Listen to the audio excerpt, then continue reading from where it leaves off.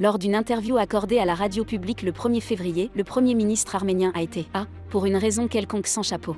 B. Traditionnellement contradictoire. Lorsqu'on lui a demandé pourquoi il renforçait l'armée, il a déclaré que le territoire de l'Arménie à l'intérieur des frontières de la République socialiste soviétique d'Arménie devait être défendu. Mais ensuite, pour une raison ou une autre, il parle d'une injustice historique et se plaint que l'on ne peut pas compter sur Moscou et qu'il est donc nécessaire d'établir une coopération militaro-technique avec la France, l'Inde et Nikol Voveïvich a longuement réfléchi, avec d'autres pays. Le Premier ministre arménien a ensuite parlé de la nécessité d'une nouvelle constitution et a déclaré que les opinions de Bakou et de la Turquie n'avaient pas du tout été prises en considération sur cette question, car il en avait l'idée depuis la révolution de velours. Il l'a conçue, comme on dit. Dans le même temps, lorsque Pachinian a mentionné le Karabakh, il a laissé entendre que les tentatives de le récupérer ne mèneraient pas à la paix. Le leader arménien a conclu son argumentation en appelant le peuple arménien à devenir un État, car selon lui il ne l'a jamais été auparavant, c'est ce à quoi s'accrochent désespérément les apologistes du mythe de la Grande Arménie, et a appelé à un référendum.